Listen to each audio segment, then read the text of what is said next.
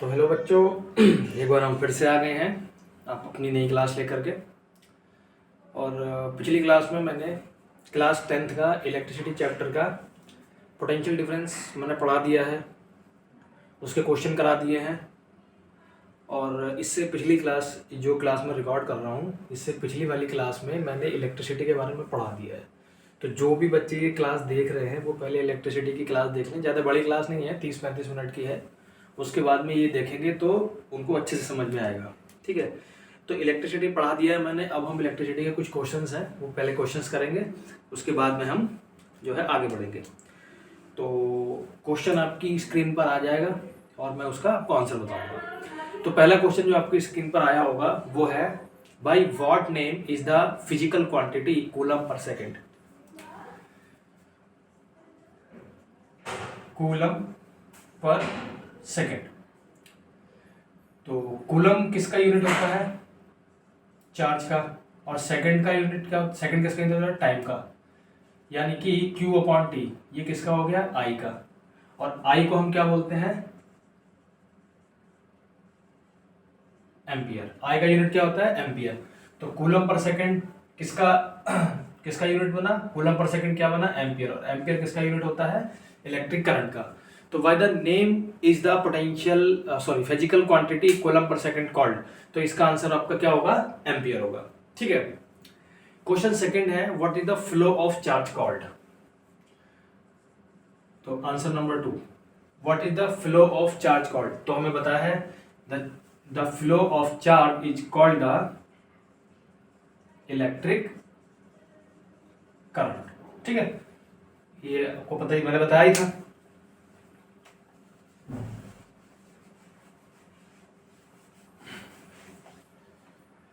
अब आ जाइए क्वेश्चन नंबर 3 पर। क्वेश्चन नंबर 3 है, what actually travels through the wire when you switch on a light. तो when you switch on a light, what actually flow in the wire. तो मैंने उस दिन बताया था कि पहले तो हमें, जब इलेक्ट्रॉन की डिस्कवरी नहीं हुई थी, तो उससे पहले तो हमें यही पता था कि हाई पोटेंशियल से लो पोटेंशियल की तरफ क्या फ्लो करता है? पॉजिटिव चार्ज फ्लो करता है। लेकिन जब इलेक्ट्रॉन की डिस्कवरी हो गई, पता चल गया कि एक इलेक्ट्रॉन भी एक सब पार्टिकल होता है किसी एटम का जिसपे निगेटिव चार्ज होता है, तो बाद में ये पता चला कि एक्चुअल में जो इलेक्ट्रिसिटी या इलेक्ट्रिक करंट जब फ्लो होता है, तो उसमें जो एक्चुअल फ्लो होता है, वो एक्चुअल फ्लो होता है किसका? इलेक्ट्रॉन का। इलेक्ट्रॉन के फ्लो होने की वजह से ही क्या फ्लो होता है? Electric current. अगर इलेक्ट्रॉन जो होता है वो निगेटिव से पॉजिटिव जाता है, ये क्या है? इलेक्ट्रॉन। तो करंट आपका पॉजिटिव टर्मिनल से निगेटिव टर्मिनल जाता है, ये आपका क्या है? Electric current. ठीक है। नेक्स्ट क्वेश्चन है, which particle constitute the electric current in a metallic conductor. Which particle constitute electric current in a metallic conductor. तो अभी मैंने बताया क्या होता है? इलेक्ट्रॉन। इलेक्ट्रॉन ही ऐसा पार्टिकल है जो किसी भी मेटेलिक कंडक्टर में क्या फ्लो करा सकता है? इलेक्ट्रिक करंट फ्लो करा सकता है। ठीक है, अभी मैंने बताया, डायरेक्शन वगैरह भी मैंने पिछले वाले आपको आंसर में बता दिया था। तो नेक्स्ट क्वेश्चन है, आपकी स्क्रीन पर आ गया होगा, in which direction does conventional current flow around the circuit. तो अगर हम सर्किट की बात करें तो हमारा जो इलेक्ट्रिक करंट है उसका डायरेक्शन क्या है? तो अगर इलेक्ट्रिक सर्किट ले हम, ये बल्ब ले लिया, ये हमने इलेक्ट्रिक सर्किट ले लिया, ये पॉजिटिव ये माइनस, तो करंट का डायरेक्शन क्या होता है? From positive terminal to negative terminal. ठीक है, ये आपका किसका डायरेक्शन हो गया? करंट का डायरेक्शन हो गया। इलेक्ट्रॉन का डायरेक्शन क्या हो गया? Negative terminal to positive terminal. ये किसका डायरेक्शन हो गया? ये इलेक्ट्रॉन का डायरेक्शन हो गया। ठीक है, तो आपको इसमें जब इसका आंसर लिखेंगे तो आपको इसका आंसर लिखना है, the direction of an electric current is by the conventional तो जब अगर आपको इसका आंसर लिखना है तो आप इसका आंसर लिखेंगे, the direction of an electric current is by convention the direction in which the positive charge would move, जिस डायरेक्शन में पॉजिटिव चार्ज मूव करता है उसी डायरेक्शन में करंट फ्लो करता है। ठीक है, तो कहां से कहां फ्लो करता है, पॉजिटिव चार्ज से नेगेटिव चार्ज की तरफ हमारा करंट फ्लो करता है। ठीक है, क्योंकि पॉजिटिव जो चार्ज होगा वो किधर जाएगा, नेगेटिव टर्मिनल की तरफ ही जाएगा ना। नेक्स्ट क्वेश्चन है फिफ्थ में ही, एक बी पार्ट है, in which direction do electron flow. तो अभी मैंने बता ही दिया, इसी में बता दिया कि इलेक्ट्रॉन जो होता है वो नेगेटिव से पॉजिटिव जाता है और जो करंट होता है वो पॉजिटिव से नेगेटिव जाता है। ठीक है, नेक्स्ट क्वेश्चन आपके डिस्प्ले पे आ गया होगा स्क्रीन पर, which of the following equation shows the correct relation between electrical units. पहला है, एक यूनिट लिखा हुआ है 1 ampere is equal to 1 coulomb per second, और दूसरा लिखा हुआ है 1 coulomb is equal to 1 ampere per second. इनमें से कौन सा करेक्ट है हमें वो बताना है, ए करेक्ट है या बी करेक्ट है।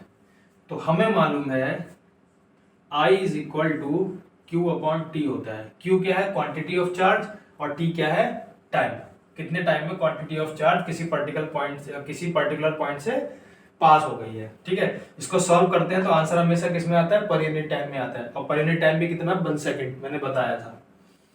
तो अगर मैं इसको आई का जो यूनिट होता है वो कितना होता है, एम्पियर होता है, क्यू का कितना होता है, कूलम पर सेकेंड। अब यहाँ देखो, अगर इसको मैं 1 एम्पियर कर दूं, इसको मैं 1 कर दूं, तो कौन सा वाला सही है, आपका फर्स्ट वाला सही है, ये वाला रिलेशन सही है, ये वाला रिलेशन गलत है। ठीक है, क्योंकि आ ही नहीं सकता। अगर आप 1 कूलम लोगे तो 1 कूलम इज इक्वल टू क्या, इसका यहाँ मल्टीप्लाई करना पड़ेगा, यानी कि 1 एम्पियर इंटू एस तो हो सकता है, लेकिन 1 एम्पियर डिवाइडेड बाई एस नहीं हो सकता। तो सेकंड वाला गलत है और ये फर्स्ट वाला करेक्ट है। नेक्स्ट क्वेश्चन है question number 7, what is the unit of electric current. पता ही है एम्पियर होता है, कूलम पर सेकंड। ठीक है, कई बार बता दिया ये तो। अब है क्वेश्चन नंबर 8। क्वेश्चन नंबर 8 में 2 पार्ट है। पहला पार्ट है, how many milli amperes are there in a 1 ampere. तो 1 एम्पियर में हाउ मैनी मिली एम्पियर। देखो, जैसे हमें मालूम है, जैसे मिलीमीटर होता है, सेंटीमीटर होता है ना, उसके बाद सेंटीमीटर के बाद डेसीमीटर होता है ना, फिर डेसीमीटर के बाद मीटर होता है, फिर मीटर के बाद डेकामीटर होता है, फिर डेकामीटर के बाद हेक्टोमीटर होता है, और हेक्टोमीटर के बाद किलोमीटर होता है। ऐसे ही अगर हम मीटर में देखें, अगर यहाँ पर मीटर है ना, तो मीटर से क्या हो सकता है, मीटर से हम कहाँ जा सकते हैं, मिलीमीटर में जा सकते हैं। ऐसे ही यहाँ पर मिली एम्पियर हो सकता है और यहाँ पर एम्पियर हो सकता है। तो एम्पियर से हम मिली एम्पियर में भी जा सकते हैं। ठीक है, तो अगर हम मीटर से मिलीमीटर में जाते हैं तो हम क्या करते हैं, 1000 से मल्टीप्लाई करते हैं। ऐसे ही अगर हम एम्पियर से मिली एम्पियर में जाएंगे तो अभी हम क्या करेंगे, 1000 से मल्टीप्लाई करेंगे। तो इसको लिख देंगे 10⁻³ मिली एम्पियर। जब मैं यूनिट पढ़ा रहा था करंट का तो मैंने वहां पर ये चीज बताई थी। ठीक है, इसका आंसर ये आ गया।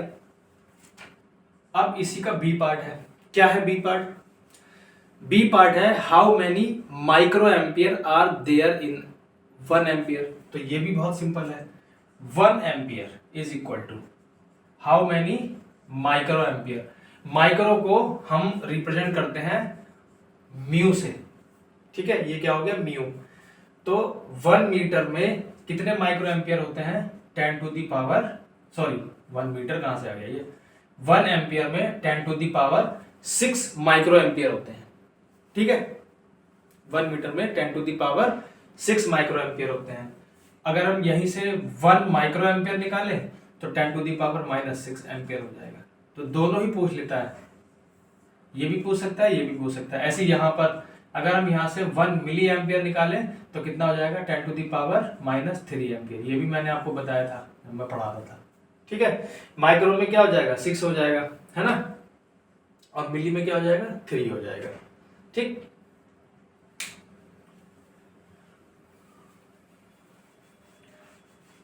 और मैंने वो जो आपको मिलीमीटर सेंटीमीटर वाला जो ग्राफ बताया था वो समझाने के लिए बताया था, वो यहाँ पर सब अप्लाई मत कर देना, कभी centi ampere, hecto ampere, deca ampere निकालते रहो, नहीं। वो मैंने बताया कि जैसे मीटर में मिलीमीटर होता है, ऐसी एम्पियर से हम मिली एम्पियर में भी जा सकते हैं, ठीक है। क्वेश्चन नंबर 9 आपकी स्क्रीन पर होगा। क्वेश्चन नंबर 9 है, which of the two is connected in series, ammeter और वोल्टमीटर। तो क्वेश्चन है कि हम इनमें से सीरीज में किसको ऐड करते हैं, मतलब कि सीरीज में किसका कॉम्बिनेशन बनाते हैं, एमीटर का या फिर वोल्ट मीटर का।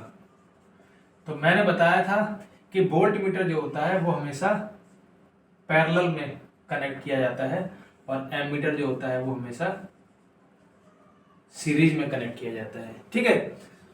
तो पता ही है, इसका आंसर वही हो गया कि अगर जैसे कि मान लीजिए वोल्ट मीटर है हमारे पास, ठीक है, और वोल्ट मीटर से हमें क्या फाइंड करना है, पोटेंशियल डिफरेंस फाइंड करना है। तो पोटेंशियल डिफरेंस क्या होता है, एक एंड से दूसरे एंड का, ये तो पोटेंशियल डिफरेंस होता है। तो हमेशा हम क्या करेंगे, अपने वोल्ट मीटर का एक टर्मिनल यहाँ पर एक जोड़ेंगे और एक टर्मिनल यहाँ पर जोड़ेंगे। तो हमारा ये जो कंडक्टर होगा ये इसके हमेशा देखो पैरेलल में है ना, ये इसके पैरेलल में होता है ना। तो हमेशा हम किस में जोड़ते हैं, पैरेलल में जोड़ते हैं। क्यों, क्योंकि हमारे पास क्या है, पोटेंशियल डिफरेंस हम कहाँ का निकालते हैं, दो पॉइंट के बीच का पोटेंशियल डिफरेंस निकालते हैं। अगर आपने गलती से वोल्ट मीटर को कहाँ जोड़ दिया, सीरीज में जोड़ दिया, तो ये वैल्यू 0 दिखाएगा। क्यों 0 दिखाएगा, क्योंकि वोल्ट मीटर जो होता है वो कहाँ दिखाता है, अक्रॉस टू एंड की वैल्यू देता है। यहाँ तो आपने एंड से जोड़ा ही नहीं, कहाँ एंड से जोड़ा, आपका जो कंडक्टर था वो ये था, आपने एक इसमें जोड़ दिया और एक को जोड़ा ही नहीं, तो ये किस में वैल्यू दिखाएगा, 0 में दिखाएगा। नेक्स्ट क्वेश्चन है, compare how an ammeter and a voltmeter are connected in series. तो अमीटर जो होता है उसको हम सीरीज में जोड़ते हैं, तो मैंने बता ही दिया, और वोल्ट मीटर को हम पैरेलल में जोड़ते हैं। अब ऐसा है क्यों, हम इसको अमीटर को सीरीज में क्यों जोड़ रहे हैं और वोल्ट मीटर को पैरेलल में क्यों जोड़ रहे हैं। तो मैंने वोल्ट मीटर की कहानी तो आपको बता दी कि अगर वोल्ट मीटर को आपने सीरीज में जोड़ दिया तो देखो इसका एक जो वोल्ट मीटर का एक एंड है, एक टर्मिनल, वो तो आपने अपने कंडक्टर के एक टर्मिनल से जोड़ दिया, लेकिन दूसरा वाला आपने नहीं जोड़ा। और वोल्ट मीटर क्या बताता है, पोटेंशियल डिफरेंस बताता है, और पोटेंशियल डिफरेंस हमेशा कहाँ से कहाँ तक का हो सकता है, एक पॉइंट से दूसरे पॉइंट के बीच में हो सकता है। तो ये कैसे वैल्यू दे देगा भाई, आप इस वाले पॉइंट को यहाँ जोड़ोगे तभी तो वैल्यू देगा ये, अगर आप इसको जोड़ोगे ही नहीं, एक को जोड़ दोगे तो वैल्यू 0 देगा। ऐसी अमीटर के साथ में है। अगर एमीटर को आपने, जैसे मान लीजिए हमारा एक कंडक्टर है, ठीक है, और आपको इसका करंट फाइंड करना है, आपने एमीटर को ऐसे जोड़ दिया है ना, तो हुआ क्या, और आपने इसको बैटरी जोड़ रखा था, ठीक है, पॉजिटिव निगेटिव, तो यहां से करंट आया ऐसे करके, और करंट क्या हुआ, इधर चला गया कुछ करंट और कुछ करंट इधर चला गया। अब करंट क्या हो गया, डिवाइड हो गया ना, कुछ करंट इधर चला गया कुछ करंट इधर चला गया। तो उस केस में क्या हमें करंट की वैल्यू एक्यूरेट मिलेगी, नहीं मिलेगी, क्योंकि करंट क्या हो गया बहुत, अगर आपने और भी कुछ लगा रखा है तो डिवाइड हो जाएगा। तो करंट क्या हो रहा है, जैसे ही आपने इसको सीरीज करंट को पैरेलल में जोड़ दिया तो ये कई सारी ब्रांचेज में करंट अलग अलग डिवाइड होकर चला गया, तो आपको करंट की एक्यूरेट वैल्यू नहीं मिलेगी। इसीलिए हम क्या करते हैं, जब भी हम अमीटर को जोड़ेंगे तो अमीटर को हमेशा हम कहाँ जोड़ते हैं, सीरीज में। जैसे यहाँ मान लिया, अब ये वोल्ट मीटर हटा के मैं इसको अमीटर कर दूँ तो अब ये अमीटर हो गया। अब क्या है, अब इस केस में क्या है, इस केस में ये माइनस है, ये वाला प्लस है, माइनस। अब करंट जितना यहाँ से आया उतना ही यहाँ से होकर निकला है, करंट डिवाइडेड नहीं हुआ है, तो करंट की जो वैल्यू है वो एक्चुअल वैल्यू जो है वो यहाँ से मिलेगी, यहाँ से नहीं मिलेगी। ठीक है, समझ में आ गया होगा। बस इसी को आप लिख दीजिएगा, इंग्लिश में लिखना तो आपको आता ही हो गया।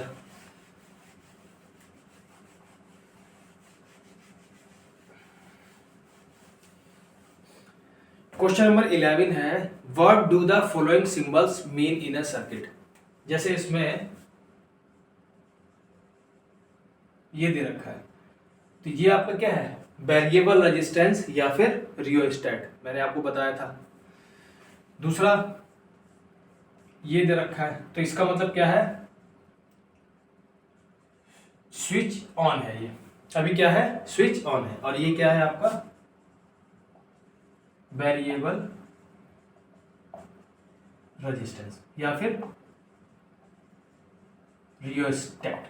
ठीक है, आप क्या कर सकते हो, ये वेरिएबल रेजिस्टेंस इसलिए लगाया जाता है जिससे कि आप करंट की वैल्यू आप जो है मतलब आपको कुछ नहीं करना है, आपके घर में स्टेबलाइजर लगा हुआ है, करंट कम आ रहा है, आप गए आपने रियोस्टेट को रोटेट कर दिया, उससे क्या होगा, उससे होता ये है पोटेंशियल डिफरेंस की वैल्यू या रेजिस्टेंस की वैल्यू कम हो जाती है, सॉरी रेजिस्टेंस की वैल्यू उस पर कम हो जाती है और आपका क्या होता है, करंट ज़्यादा फ्लो करने लगता है। भाई रेजिस्टेंस जब कम हो जाए तो करंट अच्छे से फ्लो करेगा। ठीक है, अगर आपको लग रहा है वोल्टेज बहुत ज़्यादा आ रहा है, हमारे घर में जो इलेक्ट्रिक अप्लायंस लगे हुए हैं उनमें नुकसान हो सकता है, तो आप उसको फिर से रोटेट कर दो उल्टी तरफ यानी कि अपोजिट डायरेक्शन में, तो क्या होगा, रेजिस्टेंस बढ़ जाएगा तो अपने आप करंट की फ्लो कम हो जाएगी। ठीक है, नंबर 12 है if 20 coulomb of charge, if 20 coulomb of charge Q is equal to 20 coulomb, if 20 coulomb of charge pass a point in a circuit in 1 second, T is equal to 1 second. What current is flowing? What current is flowing? I की value find करनी है, बहुत ही simple है, हमें मालूम है I is equal to Q upon T। Q कितना है 20, T कितना है 1, ये कूलम ये सेकेंड, तो I कितना हो गया 20 कूलम पर सेकेंड यानी कि 20 एम्पियर, 20 एम्पियर। ठीक है, ये आपको क्या हो गया, आंसर हो गया। ठीक, नेक्स्ट है क्वेश्चन नंबर 13। क्वेश्चन नंबर 13 में क्या कह रहा है, अ करंट ऑफ 4 एम्पियर, इस बार करंट की वैल्यू दे रखी है कितनी, current I is equal to 4 ampere, a current of 4 ampere flows around a circuit for 10 second, T is equal to 10 second. How much charge flow past a point in a circuit in this time? तो अब हमें क्या बताना है, कितना charge flow हुआ होगा, यानी कि करंट की वैल्यू 4 एम्पियर रख के अगर हमने 10 सेकेंड तक जो है सर्किट में करंट फ्लो कराया तो एक्चुअल में कितना चार्ज फ्लो हुआ होगा सर्किट में, हमें ये बताना है। तो बहुत ही सिंपल है, हमें मालूम है I is equal to Q upon T होता है, हमें क्या चाहिए Q, तो T का यहाँ मल्टीप्लाई कर लो तो Q is equal to IT हो जाएगा, Q is equal to IT हो जाएगा। कुछ बच्चे बोलेंगे सर यही वैल्यू रख दो, अब मर्जी है आपकी, यहाँ रखना है यहाँ रख दो, बात वही है, एंड में मल्टीप्लाई करना पड़ेगा। I की वैल्यू कितनी हो गई 4 एम्पियर इंटू टाइम कितना हो गया 10 सेकेंड, तो Q इज इक्वल टू कितना हो गया 40 एम्पियर इंटू सेकेंड मतलब कि कूलम, कितना होगी Q is equal to 40 coulomb, है ना। छोटे थे हमें कूलम की स्पेलिंग नहीं मालूम थी तो हम लिख देते थे कूलम है ना, बस यही लिख देते थे। तो बाद में जब 11th-12th में आए पता चला कि कूलम की तो ये स्पेलिंग होती है। चलिए अब आगे आ जाइए, नेक्स्ट क्वेश्चन है what is the current in a circuit is the charge passing each point is 20 coulomb in 40 second. तो यहीं पर कर देते हैं, पुराने वाले डाटा को हटा देते हैं, नए वाले डाटा को यहाँ फिट कर देते हैं, है ना, फिर बार बार इरेज करो फिर बार बार लाओ, प्रॉब्लम होती है ना। तो बोल रहे हैं साहब, मैं एक बार फिर से क्वेश्चन बोल देता हूं, व्हाट इज करंट, करंट पता करना है if the charge passing each point 20 coulomb, 20 coulomb का चार्ज है और टाइम कितना है साहब 40 सेकेंड। बहुत आसान है, इसको तो ऐसी हवा में उड़ा दोगे तुम, उड़ा देंगे इसको तो भाई I is equal to Q upon T लगा दो यहाँ पर, तो I is equal to Q upon T मतलब 20 अपॉन 40 कितना आ गया 1/2 यानी कि 0.5 एम्पियर। ये आपकी किसकी वैल्यू आ गई, I की वैल्यू आ गई। बहुत ही सिंपल है, देखो 21 या 20, 22 या 40, 1/2 आ गया, इसके से डिवाइड करोगे तो 0.5 एम्पियर आ जाएगा। सिंपल है ना, बहुत आसान था सर, इसमें कुछ नहीं था, क्यों कराया है आपने। अब आ जाइए नेक्स्ट क्वेश्चन पे, क्वेश्चन नंबर 15 जो कि फिल इन द ब्लैंक्स है। Fill in the following blanks with the suitable word. बहुत ही सिंपल होगा, a current is a flow of electron. A current is a flow of electron. For this to happen, there must be a complete circuit या close circuit या close path.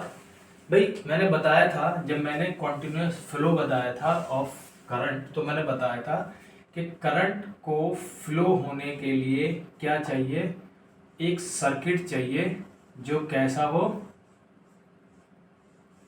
Close circuit हो, close हो circuit, close path हो या close circuit हो, तभी current flow होगा। अगर आपने यहाँ से स्विच ऑफ कर दिया या स्विच ऑन होने के बाद में बीच में से आपने कहीं से तार कट कर दिया तो आपका करंट फ्लो नहीं होगा, है ना। करंट फ्लो ही तब होगा जब यहाँ से यहाँ तक का उसको पाथ मिलेगा, जब इलेक्ट्रॉन को पाथ मिलेगा चलने के लिए, तभी तो अपोजिट डायरेक्शन में करंट फ्लो होगा। तो इसमें फर्स्ट वाला जो ब्लैंक है उसमें आ जाएगा इलेक्ट्रॉन, और सेकंड वाला जो ब्लैंक है उसमें आ जाएगा क्लोज पाथ या फिर क्लोज सर्किट, आप जो लिखना चाहो वो लिख सकते हो।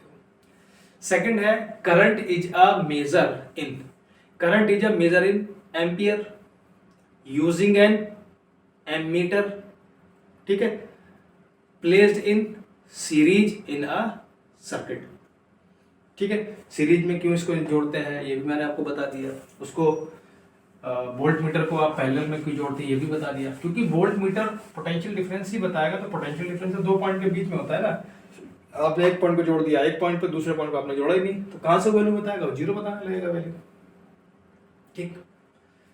नेक्स्ट क्वेश्चन पे आ जाइए साहब। नेक्स्ट क्वेश्चन है क्वेश्चन नंबर 16। क्या है 16 क्वेश्चन में, name a device which helps to maintain potential difference across a conductor. बिल्कुल बताया है, एक ऐसा डिवाइस बताना है जो पोटेंशियल डिफरेंस को क्या करता है, मेंटेन करता है। भाई मान लीजिए मेरे पास ये कोई इलेक्ट्रिक वायर है, यहाँ पर एक बल्ब लगा हुआ है साहब ऐसे करके, अब इसमें पोटेंशियल डिफरेंस है ही नहीं। पोटेंशियल डिफरेंस तो जो मेंटेन करती है वो होती है सेल हो गया या फिर बैटरी हो गई, है ना। तो सेल या बैटरी हो गई या कोई पावर सप्लाई हो गए, जैसे कि मान लीजिए अभी मेरा पीसी चल रहा है तो उसमें पावर सप्लाई लगी हुई है, वही पावर सप्लाई तो है जिसमें क्या है, पोटेंशियल डिफरेंस है, पावर सप्लाई है। या फिर आप कोई सेल ले लो, या आपने कोई सेल ले लिया, आपने यहाँ से वायर लगा के यहाँ पे छोड़ दिया, तो इसमें करंट फ्लो नहीं होगा। जैसे ही आप इसको यहाँ टच करोगे अब इसमें यहाँ पर स्पार्क होगा, यानी कि पोटेंशियल हाई पोटेंशियल से लो पोटेंशियल की तरफ करंट फ्लो करना शुरू हो गया। तो किसी भी सर्किट में जो पोटेंशियल डिफरेंस होता है उसको मेंटेन करती है पावर सप्लाई या फिर सेल या फिर बैटरी, ठीक है। नेक्स्ट क्वेश्चन आ गया, मतलब कि इलेक्ट्रिसिटी का कोई भी सोर्स हो सकता है, ठीक है, वो आपका पोटेंशियल डिफरेंस मेंटेन करता है। नेक्स्ट है, अब पावर सप्लाई का मतलब क्या होता है, जैसे हमारा चार्जर होता है, ये चार्जर भी तो पावर सप्लाई की तरह ही होता है। लैपटॉप का चार्जर है या फिर हमारा मोबाइल का चार्जर है, इसका सर्किट इस तरीके से बनाया जाता है कि ये जो घर में जो एसी जो करंट आता है उसको डीसी में कन्वर्ट करता है। आप चाहें तो जैसे लोग एलईडी वगैरह लगाते हैं ना, एलईडी वो नहीं बट टीवी वाली एलईडी नहीं, जलने वाली एलईडी लगाते हैं, उनमें पावर सप्लाई लगी होती है, तो वो क्या करती है, वो एसी को डीसी में कन्वर्ट करती है। तो पोटेंशियल डिफरेंस होता है, उसी से इलेक्ट्रिसिटी फ्लो कर सकती है। मैंने बताया था अगर पोटेंशियल डिफरेंस ना हो दो टर्मिनल के बीच में तो इलेक्ट्रिसिटी फ्लो नहीं हो पाएगी, पोटेंशियल डिफरेंस होना बहुत जरूरी है। नेक्स्ट क्वेश्चन है क्वेश्चन नंबर 16 का B part. If a potential difference of 10 volt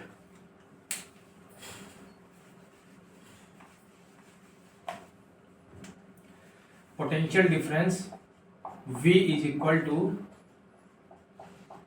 10 volt causes a current of 2 ampere flow for 1 minute,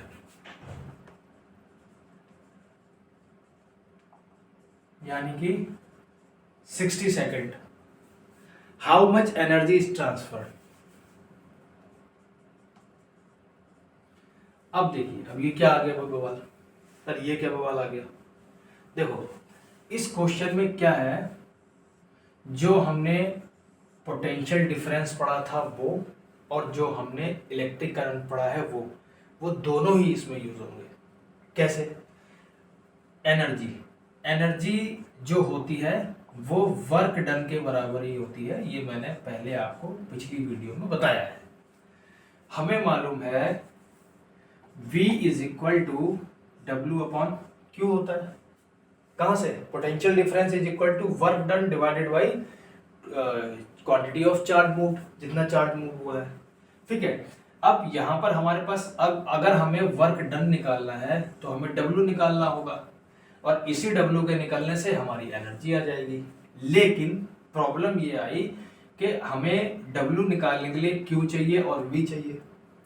question के अकॉर्डिंग V तो है हमारे पास, लेकिन हमारे पास Q नहीं है। तो अभी मैंने जब इलेक्ट्रिक करंट वाला पोर्शन पढ़ाया था तो उसमें मैंने आपको बताया था we know that Q is equal to I into T. तो अगर मैं इस Q की जगह पर IT कर दूं तो इन क्वेश्चंस में क्या करते हैं, आप ऐसे लिखेंगे जैसे V know that V is equal to W upon Q, इसको लिख लो इक्वेशन 1। फिर लिखोगे वी नो दैट। भाई अगर हम कोई भी न्यूमेरिकल कर रहे हैं तो हमें पता होना चाहिए ना, तो we know that Q is equal to IT, इसको लिखो 2। अब लिखोगे put the value of Q in equation 1, रख दो यहां पर value. V is equal to W upon I into T, क्योंकि जगह पर हमने क्या रख दिया, IT रख दिया। ठीक है, क्योंकि हमें मालूम है ना ये कैसे आया, हमें मालूम है I is equal to Q upon T होता है, तो इसका यहाँ मल्टीप्लाई करके Q is equal to IT आ गया। अब यहाँ वैल्यू रखेंगे। अब क्या चाहिए हमें निकालनी है इसकी वैल्यू, क्योंकि वर्क डन ही एनर्जी के इक्वल होता है। तो अब हम लिखेंगे W is equal to VIT, और हम यहाँ पर वैल्यू रख देंगे। V की वैल्यू कितनी है 10 वोल्ट, I की वैल्यू कितनी है 2 एम्पियर, टाइम कितना है 60, तो कितना आ जाएगा ये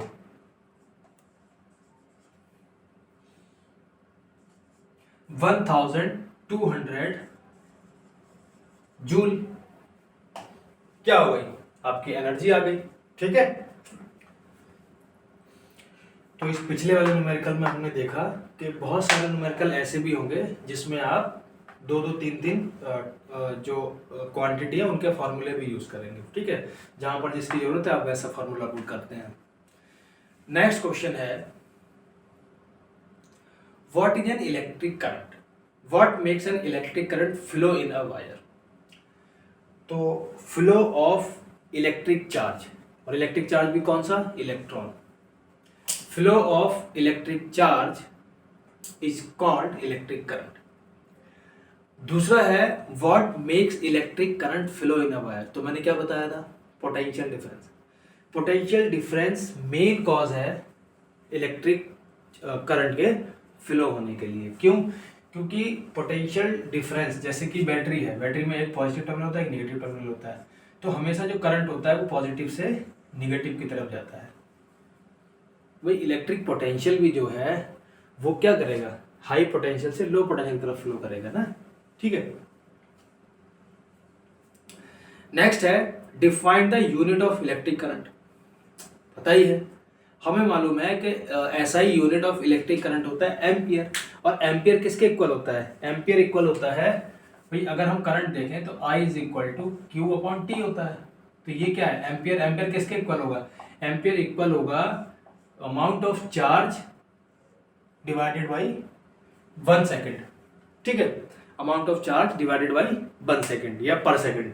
ठीक है, या फिर ऐसा भी बोल सकते हो कि एम्पियर इज डिफाइंड एज, या एम्पियर कैसे डिफाइंड होगा, एक कंडक्टर है, उस कंडक्टर में एक पर्टिकुलर पॉइंट से 1 सेकेंड में कितनी क्वांटिटी ऑफ चार्ज क्या हो जा रही है, फ्लो हो जा रही है, पास हो जा रही है। जैसे कि मान लीजिए मैंने वायर ले लिया ये, अब ये मैंने पॉइंट ले लिया, तो यहाँ से कुछ चार्ज आया, यहाँ से 1 सेकेंड में जितना क्वांटिटी ऑफ चार्ज फ्लो कर गई, बस वही हमारा क्या हो गया, करंट हो गया, यानी कि वही हमारा एम्पियर हो गया। ठीक है, नेक्स्ट क्वेश्चन है what is an ammeter, how it is connect in a circuit, draw a diagram, illustrate your answer.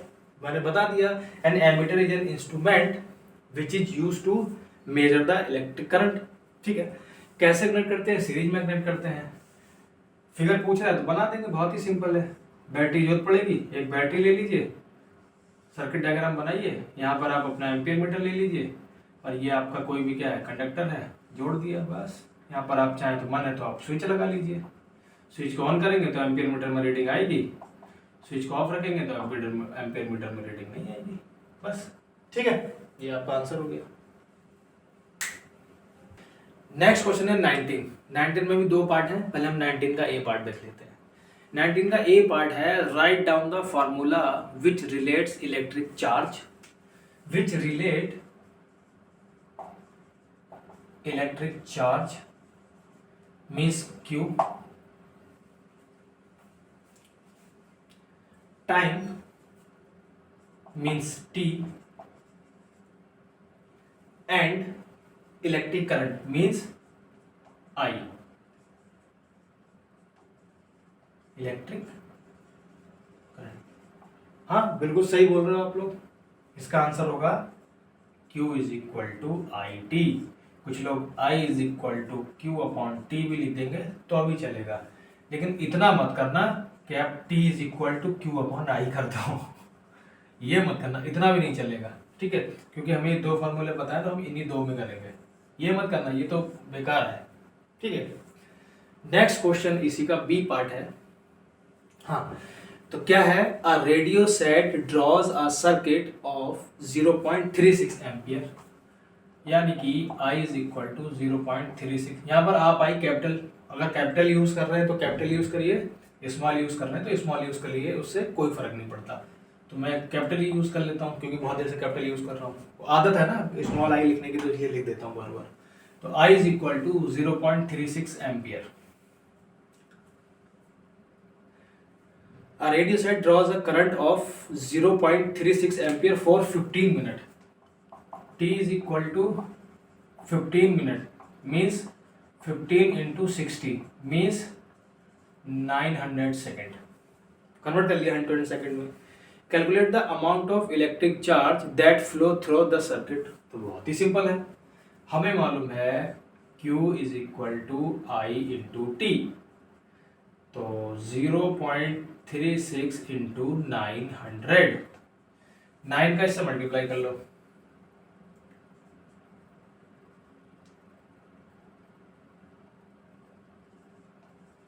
जब 9 का 36 से मल्टीप्लाई किया तो इतना आया, इसके आगे तो जीरो लगा लीजिए, लेकिन ट्विस्ट है यहाँ पर भी, पॉइंट लगा हुआ है, दो डिजिट के पहले, तो दो डिजिट के पहले पॉइंट लगा दीजिए। तो इसका आंसर हो गया Q is equal to 324 COULOMB coulomb. ठीक है, ये इसका आंसर हो गया। कुछ बच्चों ने कर भी लिया होगा पॉज करके, अरे सर तो बहुत धीरे करेंगे, मैं एकदम कर देता हूँ, सर बहुत स्लो पढ़ाते हैं। नहीं, मैं स्लो नहीं पढ़ाता हूँ, मैं बहुत आराम से पढ़ाता हूँ, जिससे कि आपको कोई भी कॉन्सेप्ट समझने में प्रॉब्लम ना हो। वरना एकदम भगा दो तो मज़ा नहीं आता है ना, बच्चे का रह जाता है कुछ, क्या फ़ायदा। तो इसका आंसर कितना आ गया? 324 कूलम। ठीक है, अब नेक्स्ट क्वेश्चन है, वो थोड़ा थ्योरेटिकल क्वेश्चन है। क्या क्वेश्चन है? Why should the resistance of an ammeter be very small, और सेकंड है a voltmeter be very large. यानी कि जो रेजिस्टेंस है वो एमीटर का स्मॉल क्यों होता है और वोल्ट मीटर का बहुत लार्ज क्यों होता है। ये मैं बता चुका हूँ आपको, लेकिन एक बार मैं फिर से बता देता हूँ, क्योंकि जितनी बार सुनोगे उतनी बार याद रहेगा ज़्यादा। भाई ज़्यादा प्रैक्टिस तो ज़्यादा अच्छा याद रहेगा, है ना। तो देखो,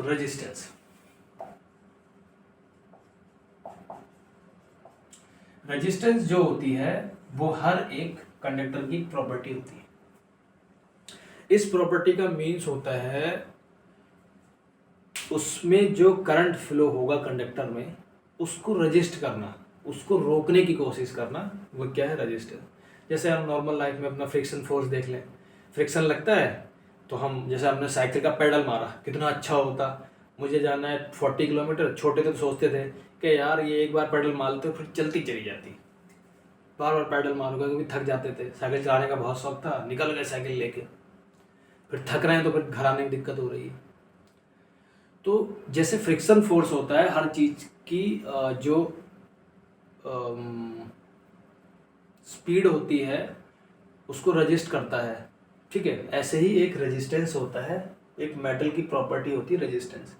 ये क्या करता है, उसमें फ्लो होने वाले करंट को रजिस्ट करता है, रोकने की कोशिश करता है। अब मान लीजिए मेरे पास एक तरफ है वोल्ट मीटर और एक तरफ है एमीटर, है ना। एमीटर का काम क्या है, ये करंट की वैल्यू बिल्कुल अच्छे से बताता है, और वोल्ट मीटर का काम क्या है, ये पोटेंशियल डिफरेंस यानी कि V की वैल्यू बताता है, और ये I की वैल्यू बताता है। मतलब ये मैंने लगाया था टिक, ये V की वैल्यू बताता है। अब अगर वोल्ट मीटर V की वैल्यू बताता है तो इसके अलावा किसी और क्वांटिटी की वैल्यू ये नहीं बताना चाहिए। भाई मान लीजिए हमें 2 किलो चावल चाहिए,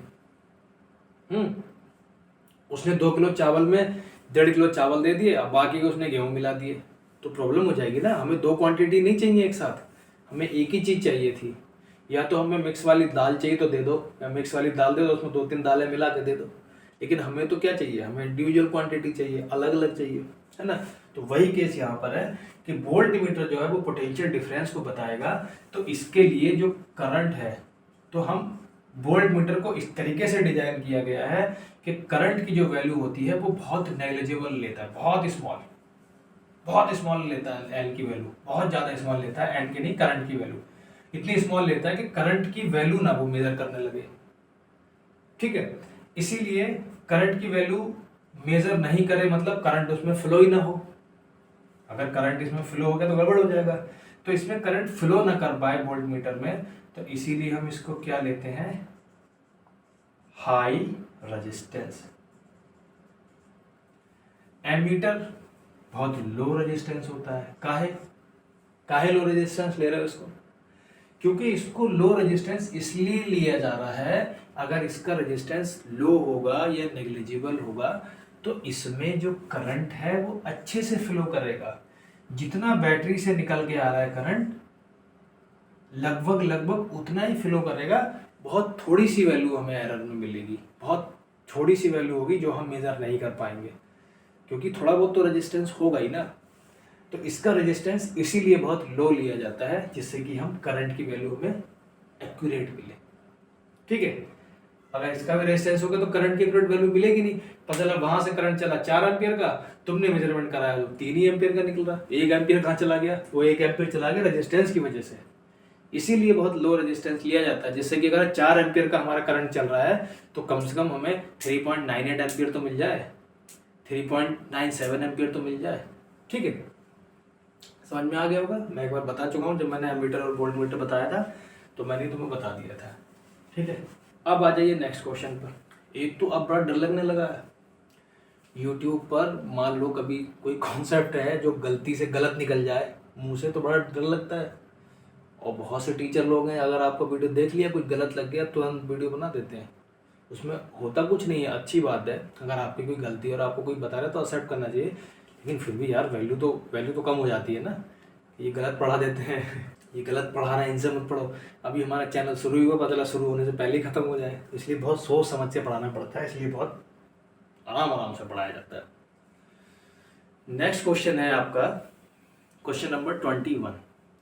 draw the circuit symbol of a fixed resistance, a variable resistance, a cell, a battery of 3 cells, an open switch, a closed switch। बहुत ही आसान है, मैं जल्दी बता देता हूँ। फिक्स रेजिस्टेंस होता है ये फिक्स्ड रेजिस्टेंस, ठीक, ये फिक्स्ड रेजिस्टेंस है। वेरिएबल रेजिस्टेंस के 2 बताए थे, या तो ये और या फिर ये क्या है आपका वेरिएबल रेजिस्टेंस। नेक्स्ट है अ सेल। तो सेल का क्या होता है,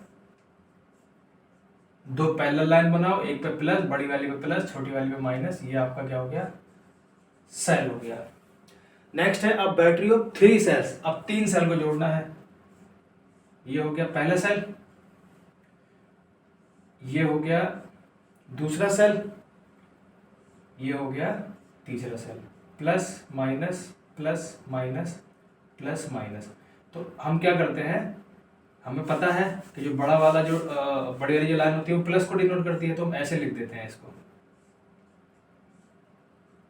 ये माइनस और ये प्लस। ठीक है, ये आपका एक सेल ये, एक सेल ये और एक सेल ये, 3 सेल की आपकी क्या हो गई, ये बैटरी हो गई। नेक्स्ट है ओपन स्विच, बताया था मैंने, ये क्या हो गई, battery of 3 cells. Open switch मैंने बताया था, ये होता है ओपन स्विच, और ये होता है क्लोज स्विच। ठीक है, अब नेक्स्ट क्वेश्चन है question number 22, what is a circuit diagram. ठीक है, draw a label diagram of N electric circuit comprising of a cell, a resistor, an ammeter, a voltmeter and a closed switch or a closed plug key. Which of the two has a large resistance, an ammeter or a voltmeter? तो जो last वाली line है which of two has the large resistance, ये तो आपको मैंने बता दिया। ठीक है, पहला इसमें है what is a circuit diagram। ठीक है, तो इसमें आप क्या लिखेंगे मैं बता देता हूँ। सर्किट डायग्राम क्या होता है, किसी भी इलेक्ट्रिक सर्किट को रिप्रेजेंट करने के लिए हम एक ड्राइंग बनाते हैं, है ना। तो N electric circuit is represented by a drawing, उसी ड्राइंग को बोलते हैं क्या, सर्किट डायग्राम। ठीक है, अच्छा अब इस डायग्राम में होता क्या क्या है, इस डायग्राम में अलग अलग कंपोनेंट होते हैं। हम जो कंपोनेंट लगाना चाहें, चाहे हम बैटरी लगाना चाहें, चाहे हम अमीटर लगाना चाहें, चाहे हम वोल्ट मीटर लगाना चाहें, चाहे हम उसमें रेजिस्टेंस लगाना चाह रहे हैं, चाहे हम उसमें वेरिएबल रेजिस्टेंस लगाना चाह रहे हैं, चाहे हम उसमें बल्ब लगाना चाह रहे हैं, चाहे उसमें हम ओपन स्विच लगाना चाह रहे हैं या क्लोज स्विच लगाना चाह रहे हैं, जितने भी मैंने आपको एलिमेंट के जो सिंबल बताए थे वो सारे सिंबल उसमें हम यूज़ कर सकते हैं। ये बोल रहे हैं कि आपको एक सर्किट डायग्राम बनाना है जिसमें आपको एक तो सेल लगाना है। तो सर्किट डायग्राम स्टार्ट करेंगे, तो सबसे पहले हमने ले लिया एक सेल, ये पॉजिटिव और ये निगेटिव। नेक्स्ट बोल रहा है कि रजिस्टर लगाइए, तो एक रजिस्टर लगा दीजिए साहब,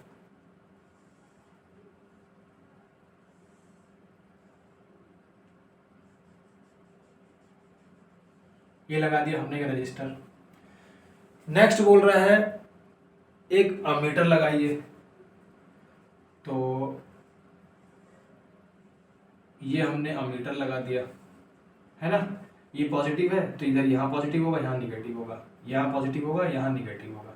ठीक है, नेक्स्ट बोल रहा है वोल्ट मीटर लगाइए, तो वोल्ट मीटर हम इसके जो भी हमारा रजिस्टर है उसके पैरेलल में लगा देंगे, ये हमारा वोल्ट मीटर होगा, ये पॉजिटिव और ये निगेटिव। और क्या बोल रहा है, और बोल रहा है ये हमेशा पेंसिल से बनाना, कभी पेन से बना लो, फिर बाद में बदला यहाँ लगाना लगा ही नहीं पा रहे हैं, यहाँ स्विच लगाना लगा ही नहीं पा रहे हैं। आगे बोल रहा है एक क्लोज स्विच लगाना है, तो लगा दीजिए क्लोज स्विच, है ना। क्लोज स्विच को लगाने कई तरीके हैं, आप चाहें तो ऐसे क्लोज स्विच बना दीजिए, है ना, या फिर आप ऐसे करके बना सकते हैं। ऐसे कर इस तरीके से बनाना तो ऐसे लाइए, एक पॉइंट यहाँ बनाइए, एक पॉइंट यहाँ बनाइए, इसको आगे निकाल दीजिए और स्विच को ऐसे बना दीजिए। इसका मतलब है कि स्विच आपका क्या है, बंद है। अगर आप इसको ऐसे खोल देंगे ऊपर की तरफ तो इसका मतलब क्या है, स्विच आपका खुला हुआ है, यानी कि ओपन स्विच है, इलेक्ट्रिसिटी फ्लो नहीं हो रही है। ठीक है, तो ये आपका क्या हो गया, ये आपका रजिस्टर हो गया, ये आपका वोल्ट मीटर हो गया, ये आपका एमीटर हो गया, ये आपका सेल हो गया, ये आपका स्विच हो गया, कौन सा, क्लोज स्विच हो गया। ठीक है, इतना ही सा है।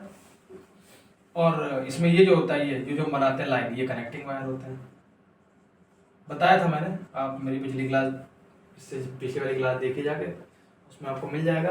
प्लेलिस्ट बनी हुई है, पूरी प्लेलिस्ट में जितनी भी मैंने क्लासेस पढ़ाई है वो सारी आप सीरीज से देख लीजिएगा, आपको समझ में आएगा। बोर्ड मेरा इतना पुराना हो गया है, इस पर लिख लो तो वो इरेज ही नहीं होता है। डस्टर की जगह मुझे थैला यूज़ करना पड़ रहा है। और मम्मी पिछले 7 दिनों से थैला ढूंढ रही, कहाँ गया। एक थैला मेरे पास है, मैंने हड़प लिया ये। नेक्स्ट है, if the charge on an electron is 1.6 into 10 to the power -19 coulomb. एक इलेक्ट्रॉन पे चार्ज कितना होता है? तो आप लिखेंगे, ठीक है,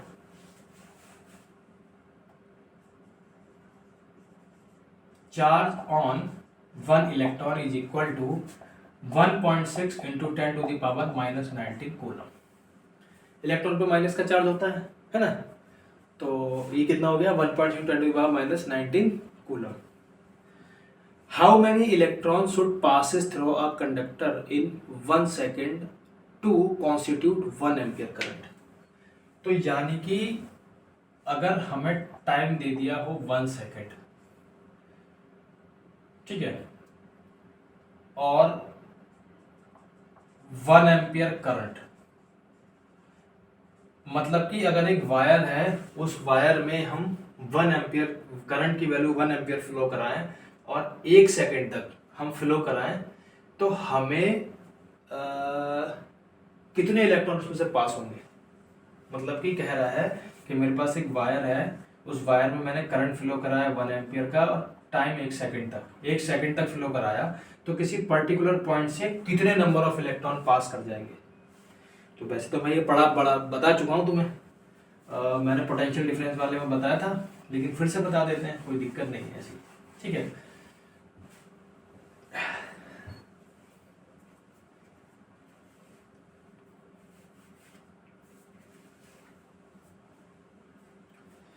तो charge of 1 electron is equal to 1.6 into 10 to the power -19 coulomb. मैं इसको ऐसे लिख सकता हूँ, 1 into 1.6 into 10 to the power -19। इसको यहाँ से 1 हटाओ, अच्छा यहाँ लिख दो इंटू 1 कूलम। कोई दिक्कत? कोई दिक्कत नहीं भाई, कूलम ही तो है, कूलम के आगे 1 लिख दिया। ये हो गया आपका 1 इलेक्ट्रॉन, सही है। अगर मैं इस 1 कूलम को यही रहने दो, इसको अपॉन में ले आऊं,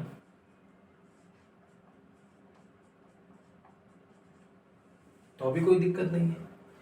इससे इसको डिवाइड करोगे तो आपका जो आंसर आएगा वो आएगा 6.25 into 10 to the power 18 number of electrons. Number of electron 6.25 into 10 to the power 18 is equal to 1 coulomb.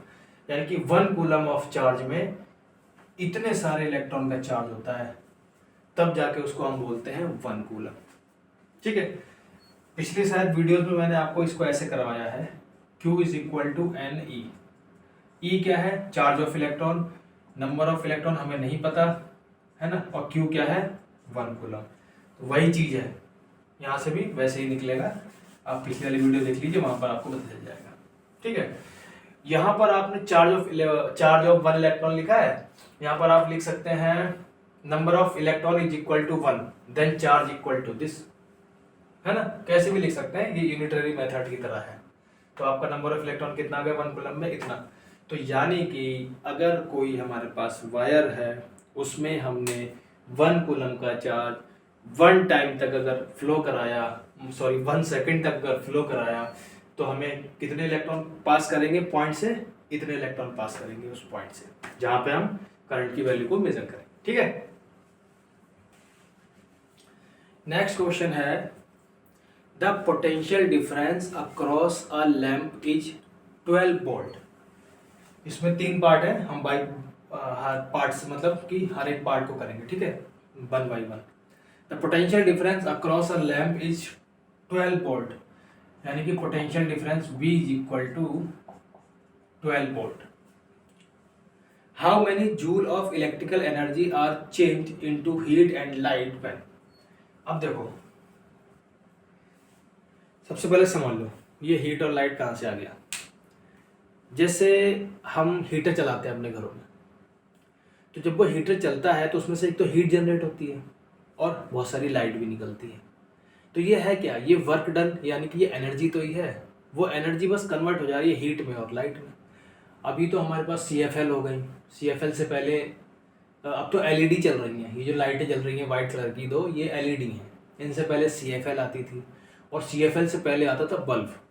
और वो बल्ब आपने देखा होगा, जो हमारी जो मोटरसाइकिल आती है रॉयल इनफील्ड की क्लासिक या स्टैंडर्ड पुरानी वाली, उसमें वो एक बल्ब होता है ना।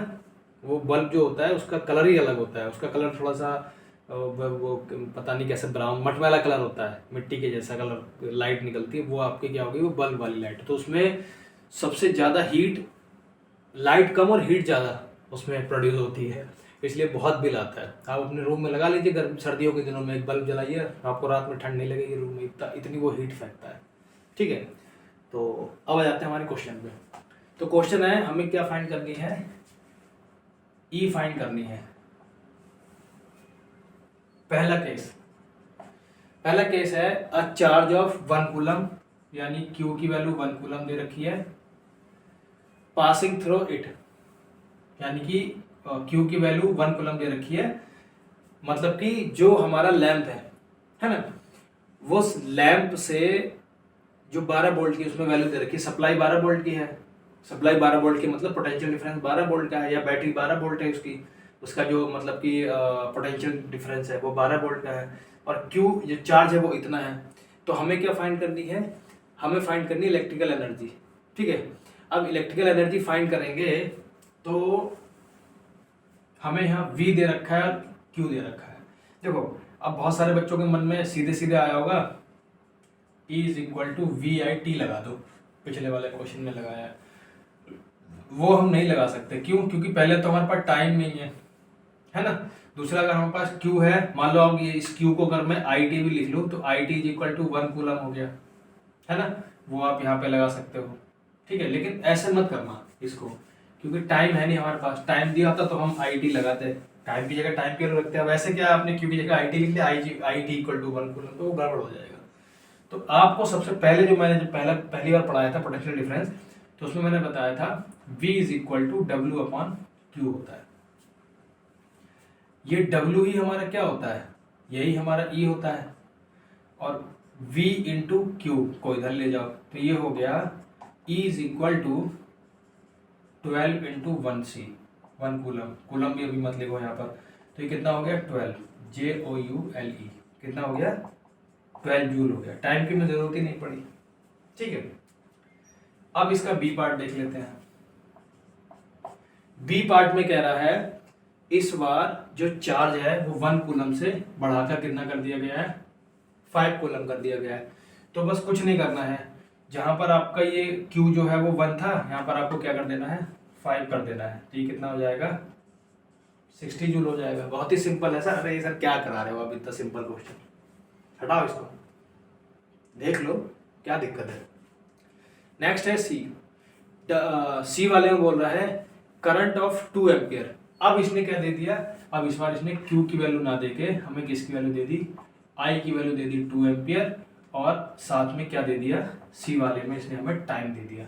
टाइम कितना दिया है सर, टाइम दिया है 10 सेकेंड। तो अब हमें क्या करना है, अब देखो, अब हम लगाएंगे, क्या लगाएंगे, VIT वाला फॉर्मूला। कौन सा फॉर्मूला लगाएंगे, W is equal to VIT, या फिर E is equal to VIT। तो लगा दो, E या W या E, जो भी लिखना है आप, जो भी दोनों में से, अगर वर्क कह रहा है तो वर्क W लिखो, और एनर्जी कह रहा है तो E लिखो। E is equal to V into I into t. I मैं यहाँ पे कैपिटल बना देता हूँ, मेरी आदत पड़ी है ना स्मॉल बनाने की। V कितना है 12, I कितना है 2, T कितना है 10, कितना आ गया 240 जूल। ठीक है, तो तीनों आपको समझ में आ ही गए होंगे, बहुत ही सिंपल थे, कुछ था नहीं इसमें।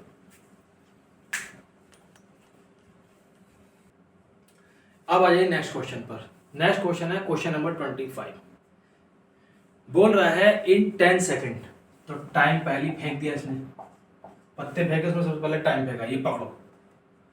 तो T is equal to 10 second a charge of 25 coulomb, Q is equal to 25 coulomb. leaves a battery and 200 joule of energy.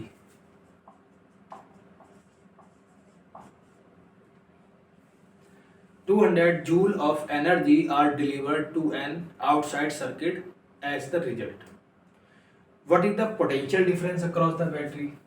यानी कि potential difference V across the battery and what is the current flow from the battery?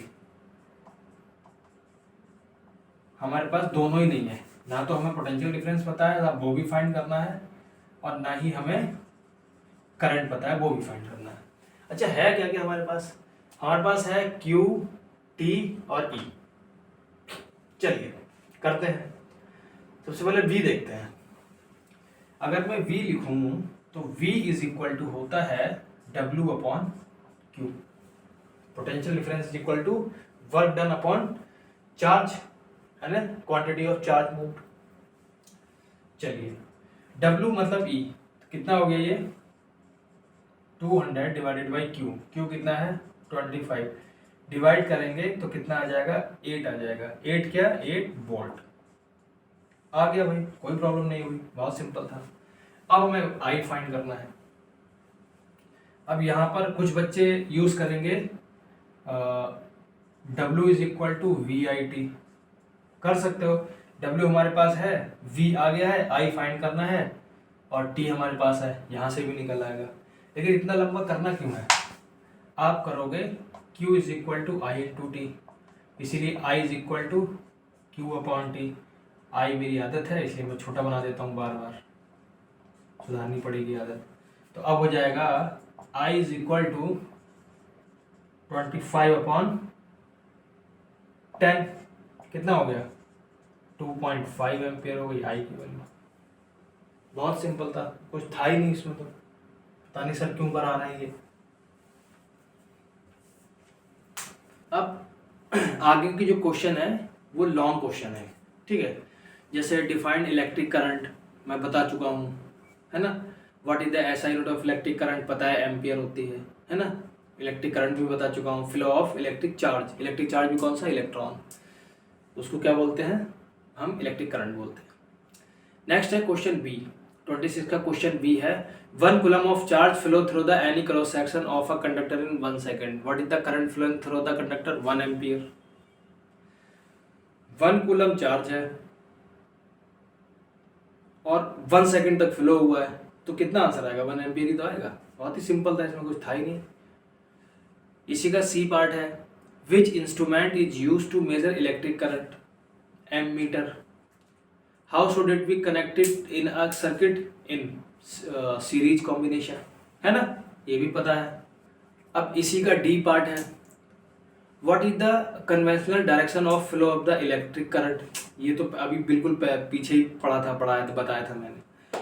How does it differ from the direction of the flow of the electrons. तो ये तो अब वही same question है, बस इसको एक लॉन्ग क्वेश्चन के लिए पॉइंट बना के रख दिया है, जिससे कि आप इसका आंसर दे सको। इसका आंसर पीछे वाले क्वेश्चन के अकॉर्डिंग ही है। क्वेश्चन नंबर इसी में ई पार्ट है, हाँ ये ई पार्ट जो है न्यूमेरिकल है, इसको हम कर लेते हैं। पहले मैं इसको इरेज करता हूँ फिर उसको हाँ, तो इसका जो ई पार्ट है वो है a flash of lightning carries 10 coulomb of charge. Q is equal to 10 coulomb. ये है लॉन्ग क्वेश्चन, क्वेश्चन नंबर 26 का ई, ठीक है। Q is equal to 10 coulomb of charge which flow for 0.01 second. T is equal to 0.01 second. What is the current? If the voltage is 10 megawatt, V is equal to 10 megawatt. Find क्या करना है, current find करना है और energy E find करनी है। सबसे पहले तो इसको देखो, मेगावाट, मेगा का मतलब होता है 6, मेगा का मतलब होता है 1 के आगे 6 जीरो, यानी कि 10 into 10 to the power 6 volt, यानी कि ये सॉल्व करके आ गया 10 टू दी पावर 7 वोल्ट, किसकी, V की वैल्यू। ठीक है, ये कुछ क्वांटिटी हैं, जैसे मिली है, मेगा है, गीगा है, टेरा है, ये आपको याद रखनी है। जैसे मेगा हो गया 10⁻6, फिर MB के बाद GB आता है यानी कि गीगा, तो 10⁻9 हो गया। ठीक है, टेरा में फिर 10⁻12 हो गया। उसके बाद में आता है टेरा, टेरा के बाद में याद नहीं आ रहा है अभी, लेकिन मैंने पढ़ा था अभी 2 दिन पहले ही, अभी याद नहीं आ रहा है। चलिए तो इसका करते हैं पहले, तो इसका ई निकालते हैं। देखो आई तो निकाल आएगा आराम से, I is equal to Q/T, लगा दो यहाँ पर। Q कितना है 10, T कितना है 0.01, पॉइंट हटाया, यहाँ पर 2 जीरो लग गए, कितना आ गया 1000 एम्पियर आ गया। ठीक है, और दूसरा हमें निकालना है E, एनर्जी, यानी कि W, यानी कि पहले लगाओ V is equal to W/Q होता है, यहाँ से हमें W निकालना है, तो W इक्वल टू क्या हो जाएगा VQ या QV हो जाएगा, क्या हो जाएगा QV, है ना। तो W इक्वल टू क्या होगा QV, यहाँ पे वैल्यू रख दो। W इक्वल टू Q कितना है 10, V कितना है 10⁻7, कितना हो गया 10⁸ हो गया क्या जूल। यही आपका क्या है एनर्जी के ऊपर है। ठीक है, तो इसका आंसर आपको पता चल ही गया। ठीक है, कुछ था नहीं, बहुत सिंपल था।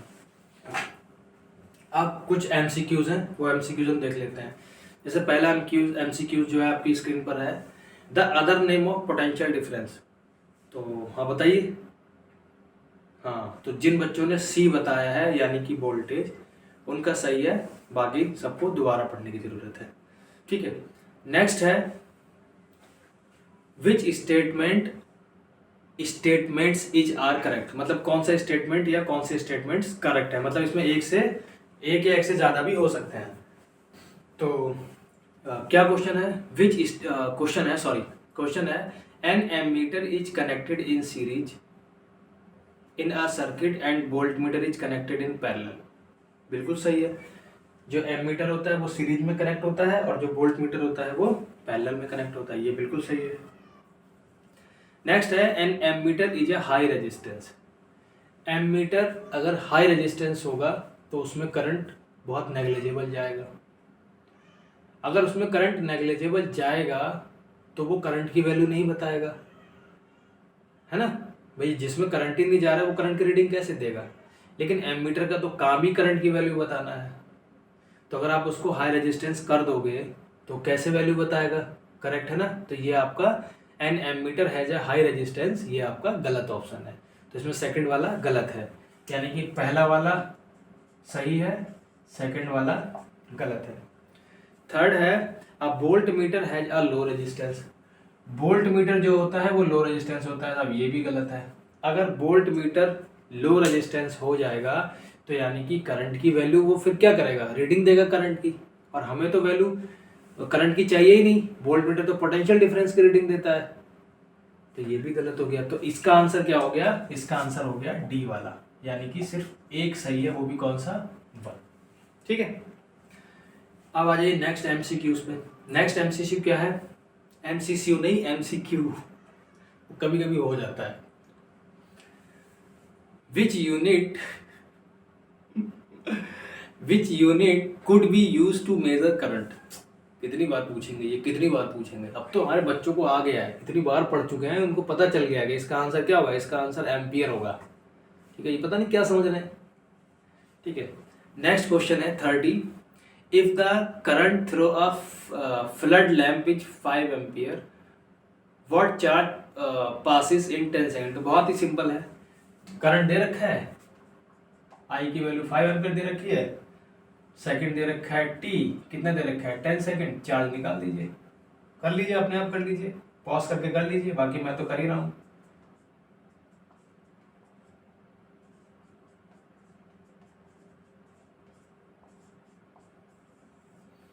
जिसका आंसर 50 कॉलम आया उसका आंसर सही है, बाकी जिनका नहीं है उनको दोबारा से पढ़ने की जरूरत है। नेक्स्ट MCQ है, नेक्स्ट MCQ है if the amount of electric charge passing through a conductor in 10 minute is 300 coulomb. तो टाइम कितना कर दिया इस बार 10 मिनट, यानी कि 10 इंटू 60 यानी कि 600 सेकेंड। और चार्ज कितना दे रखा है 300 कूलम। इस बार क्या निकालना है करंट निकालना है। इसको हटा देता हूँ जरा, साथ में बार बार आ जाता है। ये भी कह रहा हूँ मुझे तो इरेज कर दो मालिक मालिक। तो अब भाई दोबारा से करेंगे इसको, क्या करें मजबूरी है। इस बार आई पूछ लिया तो I is equal to Q upon T, 300 अपॉन 600 1 अपॉन 2 यानी कि 0.5 एम्पियर।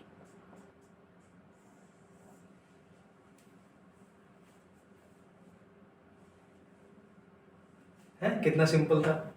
अब क्वेश्चन है questions based on high order thinking skill, HOTS। देखते हैं भाई क्या है हाई ऑर्डर थिंकिंग क्वेश्चन इनका। क्वेश्चन है a student made an electric circuit shown here to measure a current through 2 lamp. अच्छा, तो मतलब कि एक स्टूडेंट है, उन्होंने एक सर्किट बनाया है।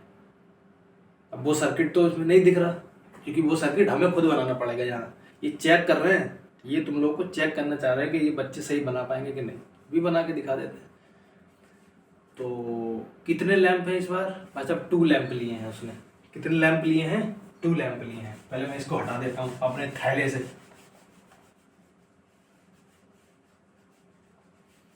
चलिए, तो 2 लैंप, लैंप कितने हैं 2 लैंप, ठीक है। Are the lamp in series और पैरेलल। लैम्प आप सीरीज में भी जोड़ सकते हो, पैरेलल में भी जोड़ सकते हो। सीरीज में जोड़ोगे तो आपको इस सिंबल का यूज करना पड़ेगा, एक लैंप ये, दूसरा लैंप ये, ठीक है। अगर पैरेलल में जोड़ोगे तो मैंने बताया था, पैरेलल में जोड़ने का मतलब होता है जैसे मेरा एक हाथ ये है और एक हाथ ये है। आ रहा है नहीं आ रहा होगा, ऐसे 2 हाथ है मेरे, ठीक है। अब कोई सामने से आया, उसने भी ऐसे हाथ कर लिए और मैंने उसके दोनों हाथ पकड़ लिए, उसने मेरे दोनों हाथ पकड़ लिए। तो उस केस में क्या बनेगा, उस केस में बनेगा लैंप की एक पॉजिटिव टर्मिनल ये, नेगेटिव टर्मिनल ये, और दूसरा लैंप ये, दोनों की पॉजिटिव ये और निगेटिव ये। इसमें क्या होता है पॉजिटिव नेगेटिव पॉजिटिव नेगेटिव, ठीक। ये आपका सीरीज में होगा, ये आपका पैरेलल में होगा। आपको जैसा मन करे वैसा जोड़ लीजिए। The student has made a mistake in the circuit. What is the mistake.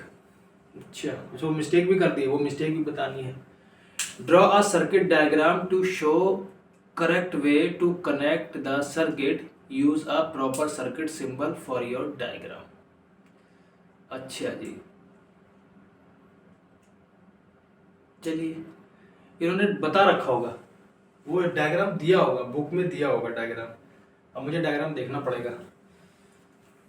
एक तो किसी भी बुक का PDF डाउनलोड कर लो, यही प्रॉब्लम है, उसमें डायग्राम ही गायब कर देते हैं। अब इनसे कोई ये पूछे कि अगर भैया आप डायग्राम ही गायब कर दोगे हैं तो हम कैसे कर पाएंगे। मैं डायग्राम यहाँ बना देता हूँ। जो उस लड़के ने डायग्राम बनाया था, नालायक बेवकूफ़ लड़के ने, उसने क्या डायग्राम बनाया था। उसने डायग्राम बनाया ये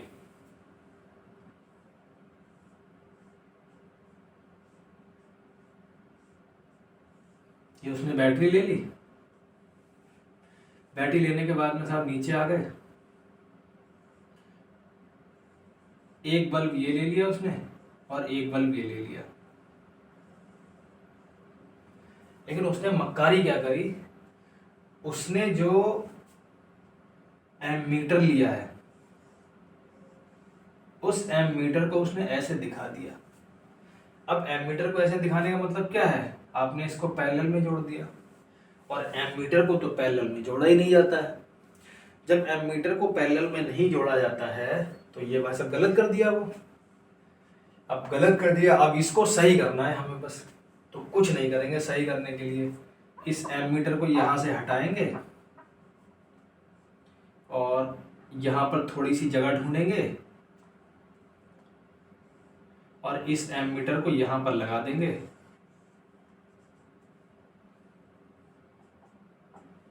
बस ये सही हो गया। बेवकूफ एमीटर को पैरेलल में जोड़ दिया, पैरेलल में अगर जोड़ देगा तो करंट की वैल्यू डिवाइड नहीं हो जाएगी, और जब करंट की वैल्यू डिवाइड हो जाएगी तो जो करंट यहाँ से फ्लो करती आ रही थी, क्या उस करंट की वैल्यू ये सही दे पाएगा एमीटर? बिल्कुल नहीं दे पाएगा। क्यों दे पाएगा भाई? जब एमीटर को अगर आपने ऐसे पैरेलल में जोड़ दिया तो एक करंट जाएगा इधर और एक करंट जाएगा इधर, करंट तो 2 पार्ट में डिवाइड हो गया। अभी कितना कितना डिवाइड हुआ कैसे पता? तो एमीटर में जो वैल्यू, ये वाला एमीटर तो ये वाली वैल्यू देगा ना, जो इधर से आएगा करंट की, ये वैल्यू तो दे ही नहीं पाएगा, ये गड़बड़ हो जाएगा मामला। तो कुछ नहीं करना था, इसमें जो एमीटर था उसको हटा के आपको कहाँ जोड़ना था? सीरीज में जोड़ना था, जो कि पैरेलल में जुड़ा था। बस यही गलती कर दी, इसी को सुधार के बताना है। दूसरा क्या था? पहला तो ये हो गया। दूसरा ये था कि उसको इसमें लेना चाहिए या इसमें लेना चाहिए, मतलब कि उसको जो लैंप है वो सीरीज में लेने चाहिए या पैरेलल में लेने चाहिए। तो लैंप जो है उसको सीरीज में ही रखने चाहिए, क्योंकि अगर वो सीरीज में रखेगा तो क्या होगी? सर्किट पूरी रहेगी। ठीक है, ठीक है। तो अगर वो इनको सीरीज में रखेगा तो सर्किट कंप्लीट रहेगी। अभी कैसे कंप्लीट रहेगी सर? ऐसे क्यों नहीं कंप्लीट रहेगी? बिल्कुल मैं बता देता हूँ। मान लीजिए मैं इन दोनों बल्ब को सीरीज से हटा के और मैंने इनको पैरेलल में कर दिया पैरेलल में। करंट भाई साहब यहां से चले, ऐसे आए, एमीटर में गए, एमीटर से इधर आए, करंट, एक करंट इधर चला गया और एक करंट इधर चला गया। ये बल्ब आपका ग्लो कर गया, ये भी बल्ब आपका ग्लो कर गया, सही। फिर करंट यहाँ आया, फिर करंट यहाँ आया और ये दोनों करंट फिर ऐसे चले गए और इधर आ गए। ठीक, मैंने पढ़ाया है कि सर्किट जब कंप्लीट होगा, जब क्लोज सर्किट होगा तो करंट कंटिन्यूअस फ्लो करेगा।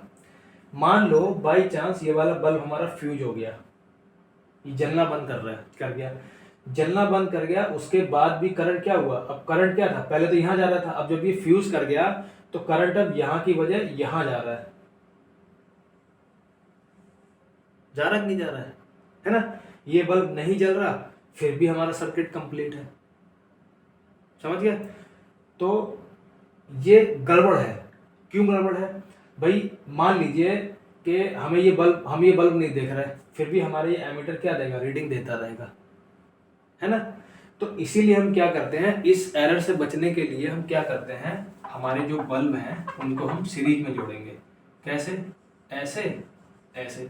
अब अगर ये वाला बल्ब फ्यूज हो गया तो सर्किट क्या हो जाएगा? ओपन हो जाएगा, करंट फ्लो नहीं होगी। तो इसीलिए हमारा जो सर्किट है वो क्लोज सर्किट रहे, इसलिए जितने भी हमें अप्लायंस दिए जाएंगे हम उनको हमेशा सीरीज में ही रखेंगे, पैरेलल में नहीं रखेंगे। ठीक है। अब एक और क्वेश्चन है, ये भी हाई ऑर्डर थिंकिंग का क्वेश्चन है। क्या है साहब? Draw a circuit diagram to show how 3 bulb can be, क्या यार मेरी नज़र कमजोर हो गई, क्या दिख नहीं रहा है, can be lit from a battery so that 2 bulbs are controlled by the same switch while the third bulb has its own switch। तो दो बल्ब का एक स्विच हो, दो बल्ब एक स्विच से कंट्रोल हो और एक अकेला बल्ब जो है वो किसी अगले स्विच से कंट्रोल हो। मतलब कि कहने का मतलब ये है कि दो बल्ब को ऐसे लगाना है कि वो एक स्विच ऑफ करे दोनों बल्ब ऑफ हो जाए, एक स्विच ऑन करे तो दोनों बल्ब मतलब कि ऑन हो जाए या ऑफ हो जाए, मतलब कि वो एक ही स्विच पे कंट्रोल हो, ऑफ करे तो ऑफ हो जाए, ऑन करे तो ऑन हो जाए। तो बहुत ही सिंपल है, कुछ है ही नहीं इसमें। क्या देखो, अब इस केस में हम क्या करेंगे, ये बैटरी ले ली, ये हमारा कनेक्टिंग वायर ले लिया। अब अगर मैं बता देता हूं, अगर मैं ऐसे करता हूं कि यहां पर मैंने एक स्विच ले लिया, यहां पर मैंने ये बल्ब ले लिया, यहां पर मैंने ये बल्ब ले लिया, फिर यहाँ पर मैंने एक स्विच और ले लिया, फिर यहाँ पर मैंने एक बल्ब ले लिया, ऐसे कर दिया। तो इसमें गलत क्या होगा, अगर आप ये स्विच ऑफ कर दोगे तो करंट यहाँ से आगे जाना बंद हो जाएगा, तो सारे के सारे जो है बल्ब वो बुझ जाएंगे। ये स्विच ऑन रहेगा तब भी प्रॉब्लम होगी। ऐसे केस में क्या करेंगे हम, अब हम पैरेलल कॉम्बिनेशन यूज करेंगे। कैसे यूज करेंगे पैरेलल? हमने यहाँ पर एक स्विच लिया,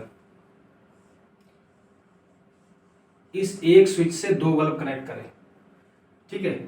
अब बिल्कुल सही है, जैसे हम स्विच को ऑन करेंगे तो ये बल्ब जल जाएंगे, जैसे हम ऑफ करेंगे तो ये बल्ब आपके क्या होंगे, बुझ जाएंगे। ठीक है। तीसरा वाला जो बल्ब है वो हमने यहाँ लिया एक अलग वायर लेके और यहाँ पर इसको जोड़ा ऐसे करके और यहाँ पर इसको एक स्विच और लगा के यहाँ पर जोड़ दिया थर्ड वाले बल्ब को। अब देखो, अगर आपने दोनों ऑफ कर रखे हैं तब तो ये दोनों बल्ब भी ऑफ रहेंगे और ये वाला भी ऑफ रहेगा, लेकिन जैसे ही आपने इसको ऑन किया तो अब करंट यहाँ से चलेगा और यहाँ चला जाएगा। क्यों? क्योंकि ये तो ऑफ है, यहाँ तक करंट आएगा ही नहीं, तो करंट यहाँ चला जाएगा और ये दोनों कैसे हो जाएंगे, ग्लो कर जाएंगे और करंट ऐसे करके यहाँ से निकल के यहाँ चला जाएगा। ठीक, अब आपने इसको भी ऑन कर दिया तो अब करंट यहाँ से आया, कुछ करंट इधर गया और कुछ करंट इधर गया। क्यों? क्योंकि ये वाला भी ऑन है और ये वाला भी ऑन है, तो अब करंट दो पार्ट में डिवाइड हो गया, कुछ करंट इधर चला गया और कुछ करंट यहाँ से इधर चला गया। ठीक है, अगर आप इसको अगर करंट इस तरीके से गया है तो ये भी ग्लो कर रहा है और ये भी ग्लो करेगा, नॉर्मल चीज है, फिर करंट ऐसे चला जाएगा। अगर आप इसको ऑफ भी कर दोगे ना तब भी करंट यहाँ नहीं जाके अब इधर आना शुरू होगा, तब भी चलता रहेगा। अब समझ में आया? तो सर्किट डायग्राम इस तरीके से बनाना है कि दो बल्ब एक स्विच से कनेक्ट है, एक बल्ब एक स्विच से कनेक्ट है। समझ में आ गई? ये होता है parallel combination. Parallel combination use ही इसलिए किया जाता है जिससे कि हम इंडिविजुअल अप्लायंस को अपने तरीके से चला सके। जैसे हमारे घर में होता है, मुझे ये लाइट बंद करनी है तो मैं इसका स्विच बंद कर दूंगा, लाइट बन जाएगी, दूसरी जलती रहेगी। अगर बुआई लाइट बंद करी तो उसका स्विच ऑफ कर दूंगा, ये जलता रहेगा। रूफ फैन ऑन करना तो इसका बटन दबाऊंगा स्विच और ये चल जाएगा, इसका स्विच ऑफ करूंगा तो ये ऑफ हो जाएगा। मान लो एक फैन यहाँ लगा दो तो इसका बटन दबा दे, चल जाता। ठीक है, तो इंडिविजुअल अप्लायंस को ऑपरेट करने के लिए हम हमेशा किसका यूज करते हैं? पैरेलल कॉम्बिनेशन का, जो कि हमारे घरों में यूज होता है। ठीक है, लेकिन अगर हमें सर्किट को कंप्लीट रखना है तो हम हमेशा सीरीज में ही जोड़ते हैं। ठीक है, प्रैक्टिकल करेंगे तो आप सीरीज में जोड़िए, अगर वो आपको बोल रहा है तो आप उसको पैरेलल में जोड़िए, कोई दिक्कत नहीं है। नेक्स्ट क्वेश्चन है, आपकी स्क्रीन पर आ गया होगा, ये क्या है? ये आपका न्यूमेरिकल है। इसमें एक इलेक्ट्रिक हीटर जो है वो 230 वोल्ट मेन सप्लाई, यानी कि पोटेंशियल डिफरेंस क्या है 230 वोल्ट का। करंट कितने एम्पियर का है? 8 एम्पियर का है। थ्रू द हीटर, कोई बात नहीं, हीटर मीटर से हमें मतलब नहीं, हमें अपने करंट से और सप्लाई से मतलब है। How much charge flow around the circuit, बिल्कुल आ जाएगा, आराम से लगा दीजिए। ठीक है, चार्ज आप आराम से निकाल देंगे आप। दूसरा है चार्ज कैसे निकालेंगे, क्या क्या दे रखा है इसमें? दे रखा है V और I, V दे रखा है और I दे रखा है। हमें क्या फाइंड करना है? चार्ज फाइंड करना है। ठीक है, around the circuit each second, देखो टाइम दे दिया है, T कितना दे रखा है? 1 सेकेंड। V कितना दे रखा है? 230 वोल्ट। और I कितना दे रखा है? 8 एम्पियर। बहुत आराम से हो जाएगा, आप आराम से चार्ज निकाल सकते हो। Q is equal to IT लगा दो, आ जाएगा। V से अभी कोई मतलब नहीं है, इसमें ये आंसर आ जाएगा, ये आप अपने आप करिएगा। ठीक है, दूसरा है how much energy, how much energy transfer to the heater each second. तो एनर्जी निकालनी है, अब W निकालना है, तो W इक्वल टू, यानी कि W equal to Q into B होता है। बहुत सारे क्वेश्चन आपने करे हैं, तो इसमें फार्मूला जो यूज होगा वो पहला फार्मूला यूज होगा Q is equal to IT और दूसरा फार्मूला यूज होगा W is equal to Q into B। पहले वाला इससे सॉल्व होगा, दूसरा इससे सॉल्व होगा, आराम से हो जाए, कोई दिक्कत नहीं है। ठीक है, नेक्स्ट क्वेश्चन देख लेते हैं। नेक्स्ट क्वेश्चन है how many electrons are flowing per second, T is equal to 1 second. Past a point in a circuit in which there is a current of 5 ampere. I is equal to 5 ampere. यानी कि एक circuit है जिसमें current की जो value है वो 5 ampere है और टाइम 1 सेकेंड, यानी कि 5 एम्पियर करंट को 1 सेकेंड तक फ्लो कराया, तो कितने नंबर ऑफ इलेक्ट्रॉन क्या करेंगे उसमें मूव करें? बहुत सिंपल है, कुछ है ही नहीं इसमें। ठीक है, कैसे? सबसे पहले तो चार्ज निकालो, Q is equal to IT,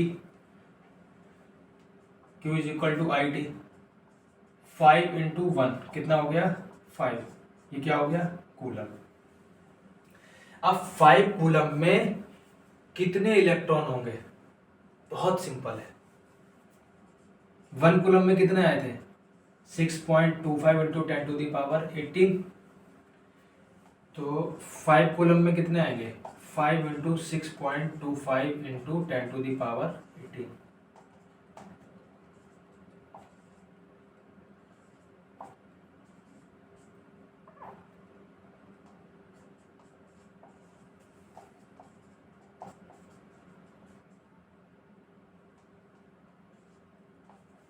इसका आंसर हो जाएगा 3.125 इंटू 10⁹ क्योंकि इस पॉइंट को हमने उठा के यहाँ रख दिया। तो 5 कूलम में इतने नंबर ऑफ इलेक्ट्रॉन फ्लो कर गए किस सर्किट से, जिस सर्किट में आई की वैल्यू 5 एम्पियर है और टाइम कितना है 1 सेकेंड। अरे सॉरी, ये 18 है भाई, यहाँ पर